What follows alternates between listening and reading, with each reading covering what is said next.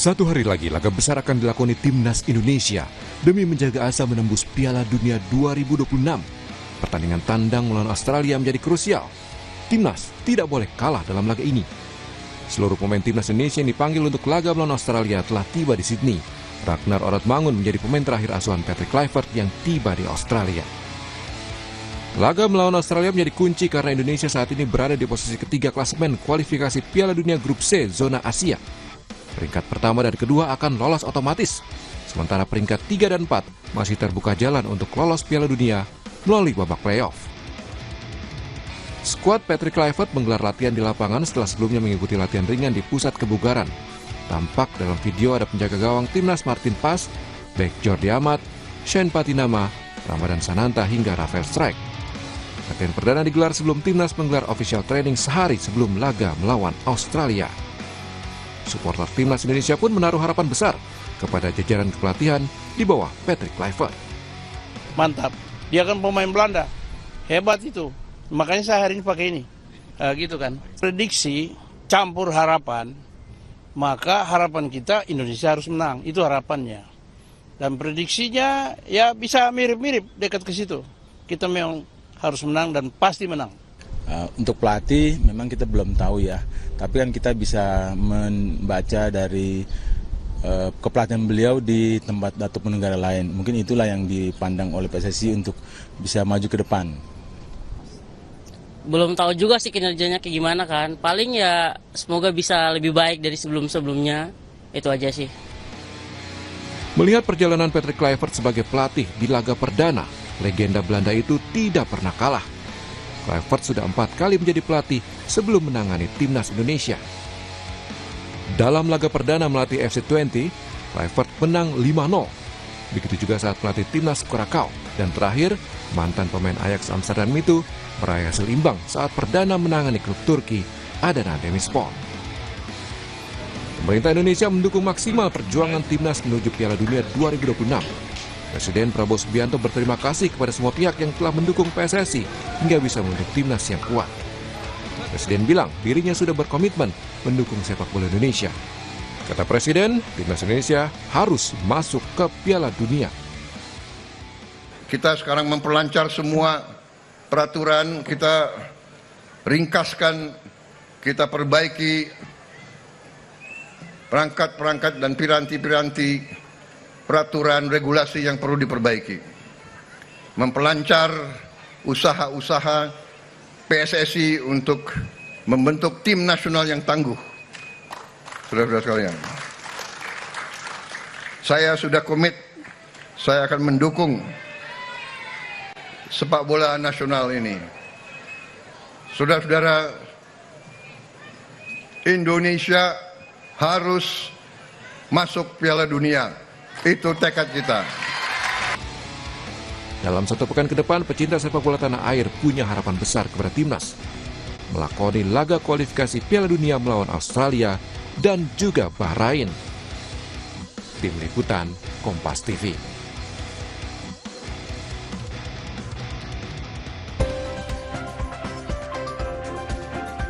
Saudara, pecinta sepak bola tanah air menaruh harapan besar pada pelatih Patrick Kluivert untuk membawa Indonesia meraih hasil maksimal di sisa laga kualifikasi Piala Dunia.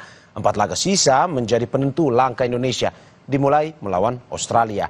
Bagaimana kans Indonesia meraih poin? Seperti apa juga antusiasme warga Indonesia di sana untuk mendukung timnas? Kita tanyakan pada Ketua Garuda Australia, Osvaldo Giovanni, yang sudah bergabung. Selamat pagi, Mas Osvaldo.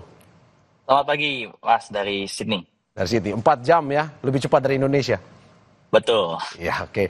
Dan juga bersama kita pengamat sepak bola Erwin Fitriansyah. Selamat pagi, Mas Erwin. Selamat pagi, Kompas TV. Selamat pagi, Mas Osvaldo. Terima kasih. Pagi, Mas Erwin. Ya. Sudah bergabung di Dialog Sapa Indonesia pagi pada hari ini.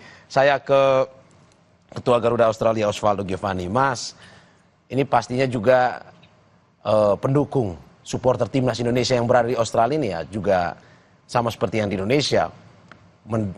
Ini mendidih darahnya kalau kita bilang untuk mendukung timnas Indonesia besok nih melawan Australia, atau bagaimana di sana? Sorry, bilang mana? Ini pastinya antusias supporter Indonesia yang berada di sana juga ya lumayan mendidih darahnya nih untuk mendukung Ya, timnasnya. iya, iya. Ya sangat luar biasa Mas antusiasme di di Australia ini ya karena memang kemarin kan kita Ya, sudah melakukan penjemputan terhadap pemain ada penjemputan terhadap pemain. Terakhir kita diakhiri dengan Ragnar Oratmangun ya, pemain ke-29. Dan itu melengkapi seluruh penjemputan pemain di bandara dan supporter sangat antusias untuk ya. menjemput pemain itu. Oke. Kalau dari pertandingan sendiri untuk tiket berapa jumlah tiket yang disediakan untuk supporter timnas? Jadi sebenarnya yang disediakan oleh federasi itu Ya. hanya 1B yang kapasitasnya 400 supporter, tetapi kemudian pada akhirnya sekitar 4.000 supporter 4.000 tiket dikuasai oleh supporter Indonesia nantinya. Oke, kalau 4.000, kalau di Sydney Football Stadium itu sendiri Mas, apakah memang terhitung setengah atau berapa persen? Itu sekitar 10% ya, karena kapasitas dari Sydney Football Stadium itu 42.500. Oke, sebelum kita ke Mas Erwin terkait dengan racikan taktik, saya mau tanya dulu, apakah mungkin ada aturan terkait dengan bagaimana mungkin nantinya masuk pada pertandingan tata tertibnya terkait dengan supporter timnas Indonesia ketika akan masuk menonton pertandingan timnas Australia versus Indonesia ini? Sorry Mas, sudah bilang? Terkait dengan tata tertib aturan Mas untuk Ya. supporter pendukung yang ingin menonton Ya. timnas Indonesia di sana, apakah Ya. ada atau bagaimana? Ya, Australia itu terkenal sangat ketat aturannya. Contohnya seperti apa? Kami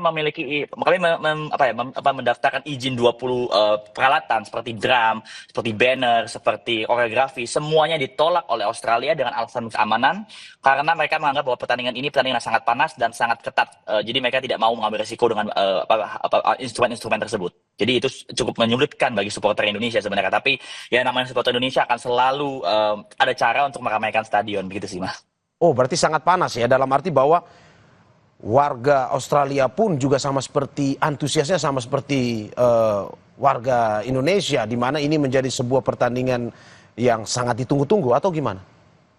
Ya karena memang bagi Australia ini kan pertandingan yang sangat ketat juga ya, dalam arti Indonesia dan Australia hanya 1 poin terpaut dari satu sama lain, dan siapapun bisa saja lolos ke Piala Dunia, dan pertandingan antara Indonesia dan Australia kan menjadi kunci ya.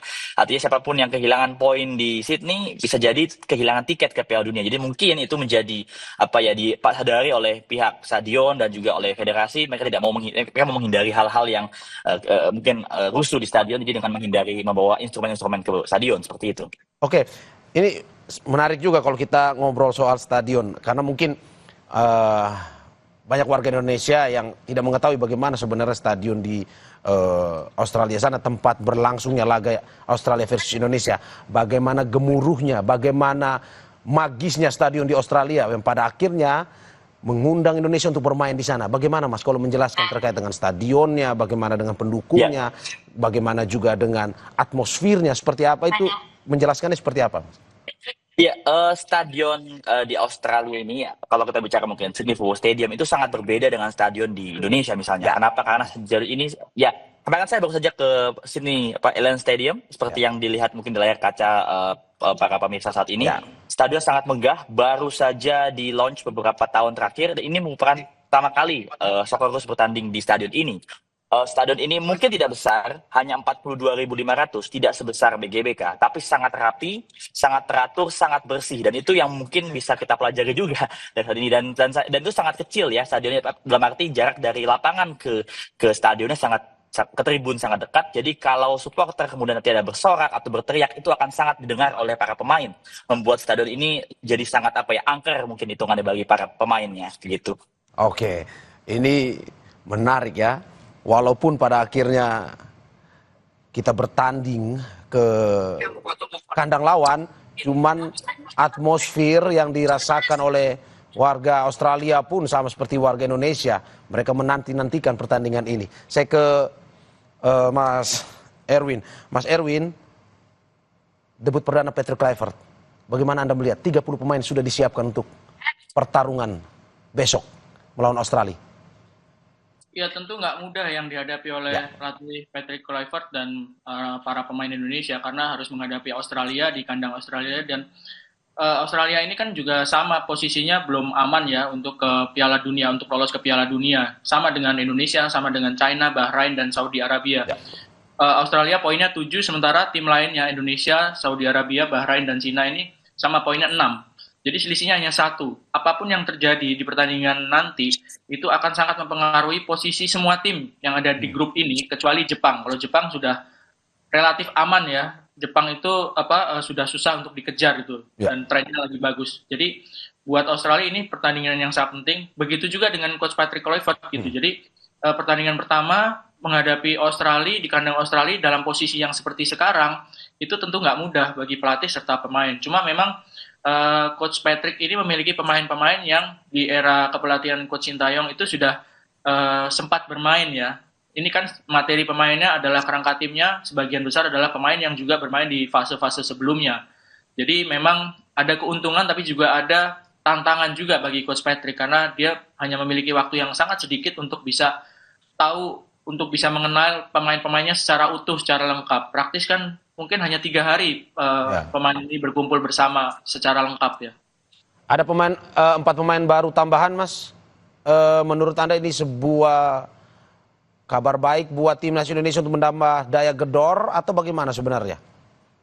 Ada 2 sisi mata uang. Jadi pemain baru itu yang jelas menambah variasi pilihan pemain bagi pelatih ya dengan pemain baru yang secara individu bisa dibilang mereka ini ya pasti berkualitas. Kalau nggak berkualitas kan nggak akan dimasukkan ke Indonesia, nggak dimasukin ke tim Indonesia, nggak dinaturalisasi. Tapi di sisi lain itu tadi bahwa pemain-pemain baru ini kan sama sekali belum pernah bermain dengan pemain yang sebelumnya, ya kayak Joey Pelupesi dan kawan-kawan ini nggak pernah main sebelumnya dengan Tom Hai gitu. Jadi ini sebuah tantangan juga sama seperti pelatih itu mereka harus beradaptasi dengan rekan-rekannya, mereka juga harus beradaptasi dengan taktik strategi dari Patrick Kluivert. Jadi kehadiran pemain baru ini ada 2 sisi yang bisa dilihat sih.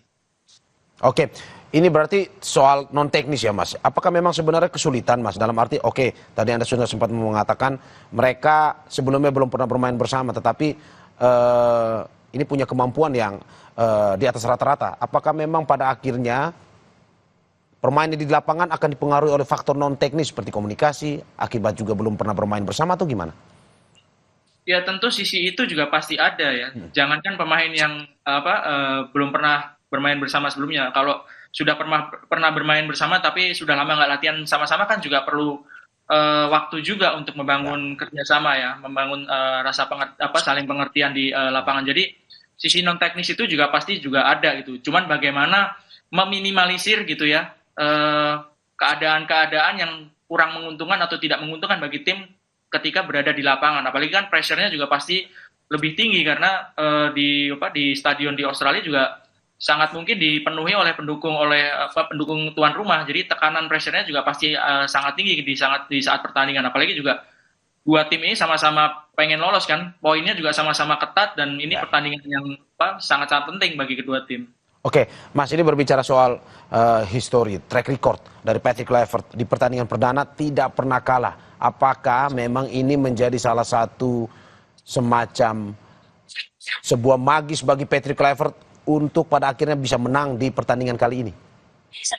Ya mungkin saja buat pribadi dari Patrick Kluivert gitu. Tapi kondisinya sekarang menjadi tidak tahu kita kan karena Coach Patrick juga baru sekali ini akan menang tim Indonesia di pertandingan resmi. Jadi mungkin secara pribadi punya rekor yang bagus gitu, tapi tidak bisa serta-merta diaplikasikan. Di pertandingan ini rekor ini akan berpengaruh juga. Saya rasa itu nggak terlalu berpengaruh ya. Apalagi kalau misalnya kita lihat bagaimana Australia juga pasti mempersiapkan diri dengan cukup baik meskipun mereka kabarnya kan nggak diperkuat sama sejumlah pemain intinya karena cedera. Oke, berarti kalau kita bisa bilang Patrick Kluivert tidak menemukan kesulitan ketika harus di debut perdananya ya Mas ya, dalam arti bahwa komunikasi pemain bisa terjaga, taktik pun bisa diimplementasikan kepada para pemain. Ya, kita tentu berharapnya seperti itu. Komunikasi ya lebih bisa lebih lancar karena mayoritas pemain juga bisa fasih berbahasa Belanda sama dengan Coach Patrick. bahasa Inggris juga bisa. Pemain-pemain Indonesia juga saya lihat sekarang kemampuan untuk berbahasa asingnya juga sangat bagus gitu ya untuk berkomunikasi. Paling tidak itu yang membantu ya. Faktor komunikasi ini bisa membantu bagaimana adaptasi ini dari pemain-pemain, baik pemain lama dengan pemain baru, dengan pelatih dan coach dengan asisten pelatih yang baru itu bisa tercipta. Oke, saya ke Mas Osvaldo, Ketua Garuda Australia. Mas Osvaldo, seperti dikatakan oleh Mas Erwin tadi bahwa ini antusiasmenya tinggi untuk memperebutkan poin kedua timnas. Australia pun harus, timnas Indonesia pun harus. Tidak boleh ada yang tidak ada poin dalam pertandingan kali ini. Antusiasme di sana seperti apa kalau bisa digambarkan, Mas? Dalam hal, kalau kita bicara supporter Australia, sebenarnya ada sedikit perbedaan dengan supporter Indonesia. Kalau di Indonesia kita tahu sendiri sepak bola merupakan olahraga nomor 1 ya. Tetapi kalau di Australia sepak bola sendiri kan memang olahraga yang nomor 4 ya. Masih ada football, masih ada rugby, masih ada cricket yang lebih populer. Memang mungkin tidak akan antusias supporter Indonesia, tetapi di kalangan supporter yang memang fanatik terhadap sepak bola, mereka memahami beberapa pentingnya pertandingan ini. Seperti yang Mas Erwin katakan, mereka tahu bahwa mereka harus menyemangati pemain mereka, apalagi dengan tren yang kurang baik dialami Australia di babak ketiga dari kualifikasi Piala Dunia ini, karena mungkin di ekspektasi awal Australia bisa dengan mudah melewati tim seperti Indonesia maupun Bahrain. Pada akhirnya mereka tidak berhasil mendapat poin dari Indonesia maupun Bahrain pun sampai dengan saat ini, sehingga itu menjadi pressure juga bagi para supporter mereka di Australia nanti. Dan itu pun tercermin dari CEO dari Football Australia ketika ada pengumuman bahwa pertandingan akan dijalankan di Sydney Football Stadium. CEO itu menyampaikan bahwa kita harus lebih bersuara lebih keras daripada supporter Indonesia. Pada dasarnya mereka ingin jangan sampai Indonesia lebih keras suara dibanding Australia, seperti itu. Oke, berarti ada cara untuk membangkitkan semangat warga Australia sendiri untuk menyambut pertandingan ini, Mas ya? Iya, seperti itu. Mereka tidak mau sampai di kandang mereka itu lebih ramai seperti Indonesia. Oke, kalau kita melihat, tadi Anda sudah menyebutkan misalkan di media mainstream. Kalau di media sosial sendiri seperti apa? Kalau di Indonesia kan ketika ada pengumuman skuad Garuda, ada 30 yang diterbangkan ke Australia, ada berapa? Kalau di Australia sendiri bagaimana? Dalam arti bahwa apakah seantusias itu ketika menyambut misalkan ada pengumuman dari timnas Australia sendiri, pengumumannya, atau bagaimana? Ya, saya sendiri menonton pengumuman dari pemain yang diumumkan oleh Tony Popovich.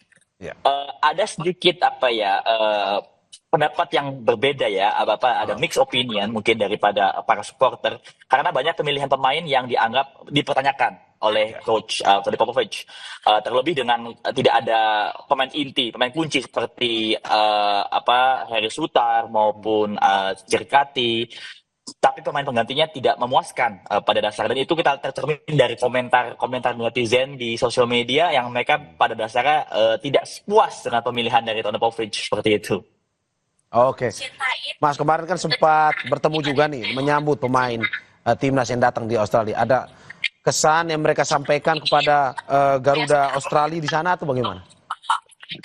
Ya, pemain sangat senang ya. Artinya dari awal pemain pertama Justin Hubner sampai dengan pemain terakhir Ragnar Oratmangun, mereka semua sangat happy dan welcome bahwa supporter Indonesia sangat menyambut mereka. Bahkan Ragnar pun kemarin mempost di story beliau bahwa beliau sangat berterima kasih pada Garuda Australia sudah menyambut. Pun juga dengan Sandy Walsh yang juga mempost di story-nya sangat senang dengan hospitality dari supporter Indonesia yang menunggu, yang setia menunggu ya. Dan teman-teman yang ada di bandara itu banyak yang menunggu berjam-jam, 6-8 jam mereka duduk di bandara untuk menunggu pemain kesayangan mereka sangat appreciate terhadap antusiasme dari supporter Indonesia itu. Walaupun jumlahnya lebih sedikit, tapi antusiasnya tetap sama, membara menunggu pemainnya berlaga esok melawan timnas Australia. Saya ke Mas Erwin. Mas Erwin, tadi Mas Osvaldo bilang ada bocoran katanya beberapa pemain Australia besok akan absen dalam laga versus Indonesia. Apakah ini bisa menjadi sebuah keuntungan bagi Indonesia dalam pertandingan besok? Tapi sebelum jawab, kita saksikan usai jeda.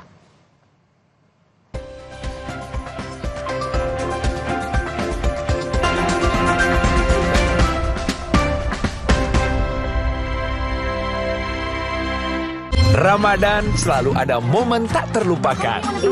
Tapi kalau Tenang, ada THR dari tiket.com. Lebaran meriah, tiket mudiknya pasti murah. Bulan puasa itu harus tetap latihan. Untungnya ada Le Mineral. Le Mineral mengandung mineral esensial, membuat tubuh bekerja optimal. Alhamdulillah, seger. Le Mineral, kebaikan mineral terlindungi. Kini hadir Renovit baru dengan 26 vitamin dan mineral lengkap, bantu jaga kesehatan dan daya tahan tubuh. Minum Renovit, siap jaga kesehatan dan daya tahan tubuh. Produksi Konimax. Hangatnya warna kuning pagi ketika bersama menikmati momen istimewa saat sahur tiba. Sambut sentuhan warna baru Ramadan dari Nippon Paint. Ramadan selalu ada momen tak terlupakan. Tapi kalau... Tenang, ada THR dari tiket.com. Lebaran meriah, tiket mudiknya pasti murah. Dunia harus dibebaskan dari perangkap teknologi.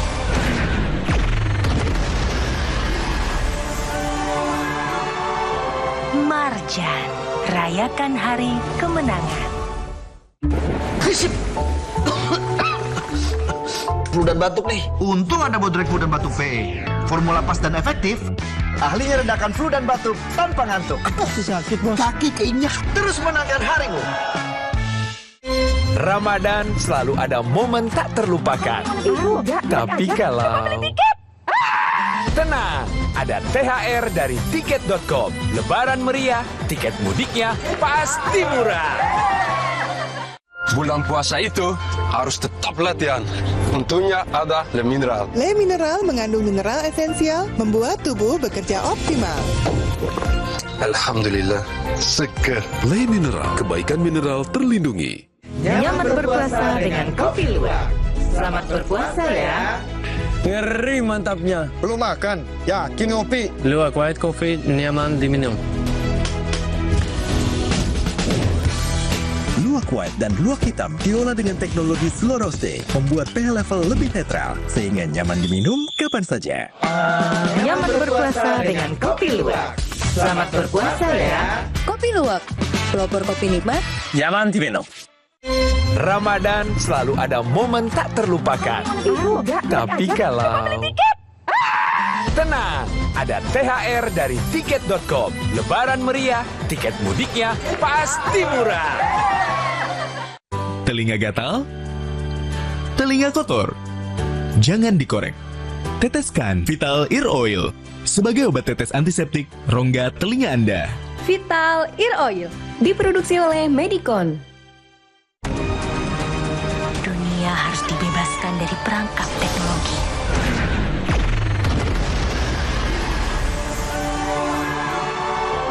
Marjan, rayakan hari kemenangan. Ramadan selalu ada momen tak terlupakan. Tapi kalau... Tenang, ada THR dari tiket.com. Lebaran meriah, tiket mudiknya pasti murah.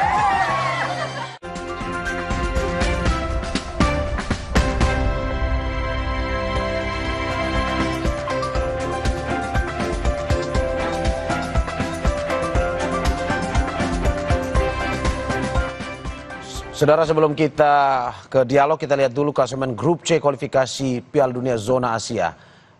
Jepang tampak sulit terkejar karena sudah mengumpulkan 16 angka. Yang menarik adalah peringkat 2 hingga 6. Seluruh tim masih berpeluang lolos ke Piala Dunia. Australia punya 7 angka, sementara Indonesia dan 3 tim lainnya sama-sama mengoleksi 6 poin. Dan masih bersama saya dua narasumber saya, Ketua Garuda Australia Osvaldo Giovanni dan pengamat sepak bola Erwin Fitriansyah. Saya ke Bung Erwin. Bung Erwin, bagaimana melihat Indonesia, apakah sampai saat ini dengan informasi dari Mas Osvaldo tadi bahwa ada beberapa pemain Australia yang hingga besok itu harus absen, tidak ikut dalam pertandingan Indonesia versus Australia. Apakah ini jadi keuntungan sebenarnya buat Indonesia atau sebenarnya ini masih tetap menjadi pertarungan hidup mati antara Indonesia versus Australia?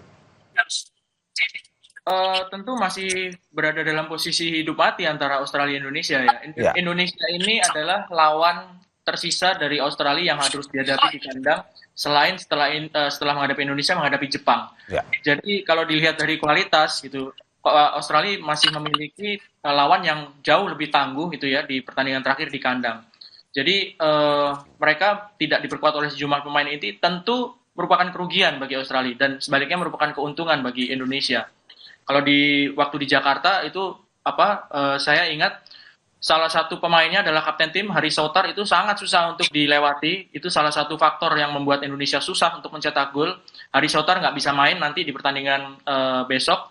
Ini tentu sebuah keuntungan. Tapi juga bisa begini, pemain-pemain yang dipanggil itu banyak yang dipertanyakan kan, dikritik itu. Ini pemain-pemain yang minim pengalaman. Ya memang nggak ada pilihan pelatih Popovic itu ya. Karena pemain-pemainnya yang biasanya main itu nggak bisa main. Sekitar 7 atau 8 pemain yang nggak bisa dimasukkan dalam tim karena berbagai masalah gitu.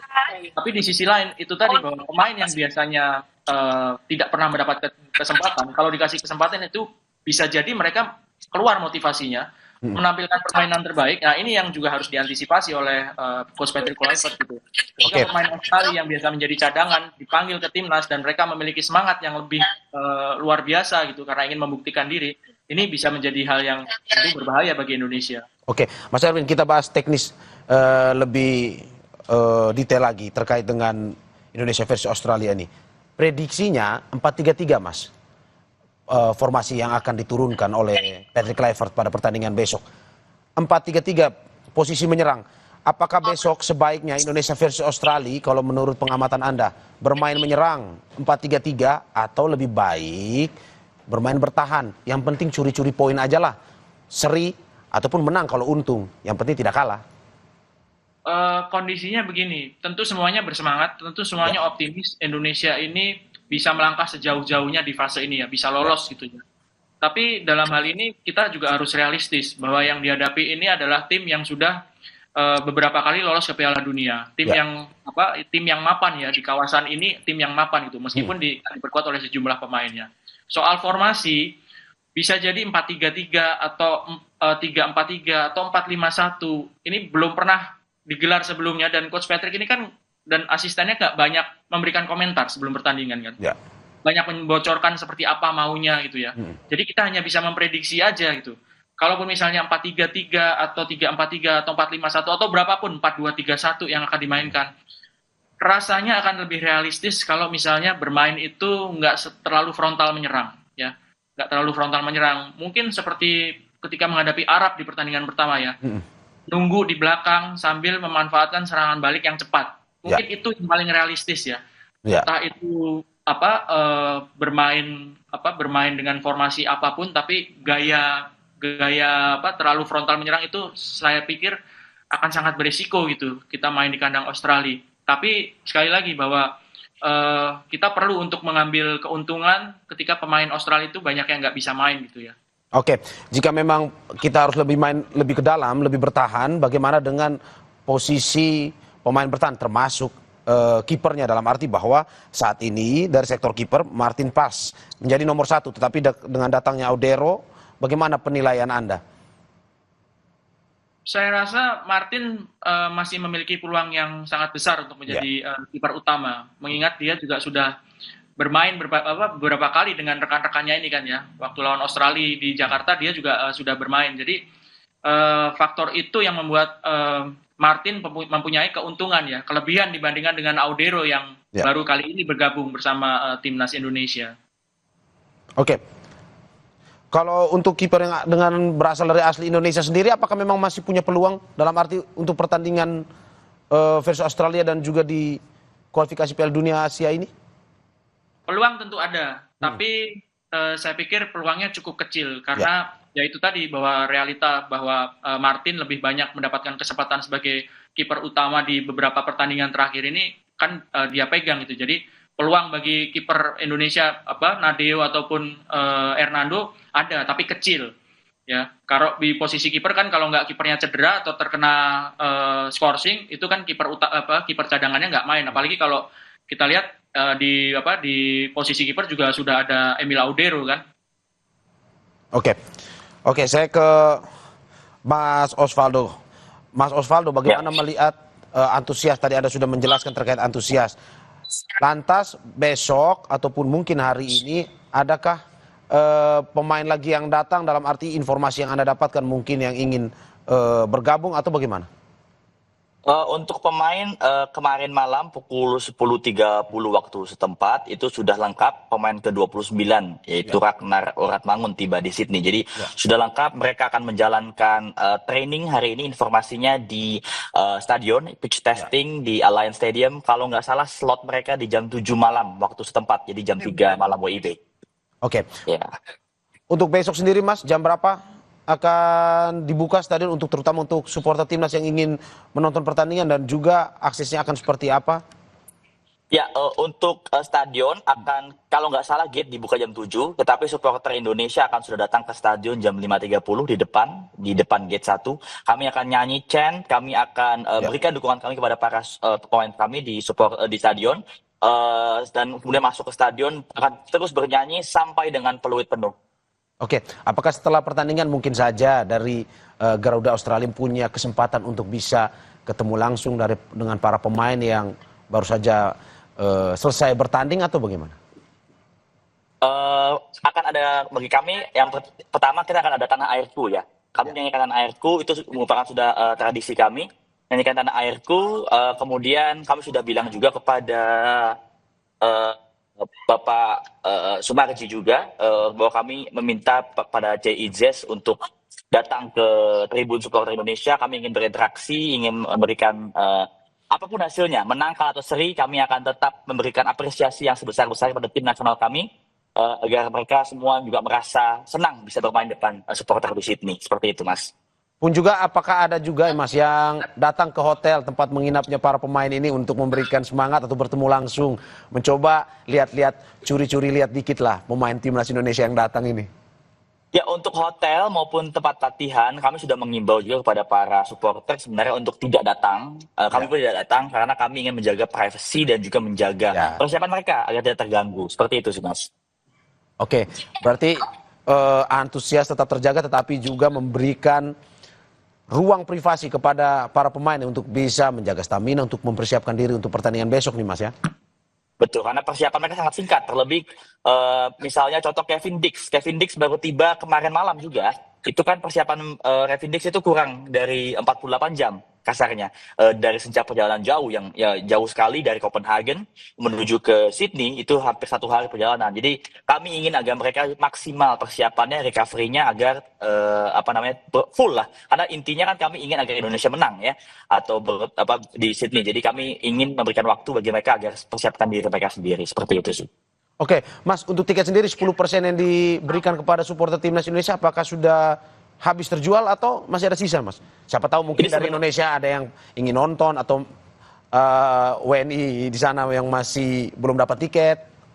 Dan gimana cara belinya sebenarnya?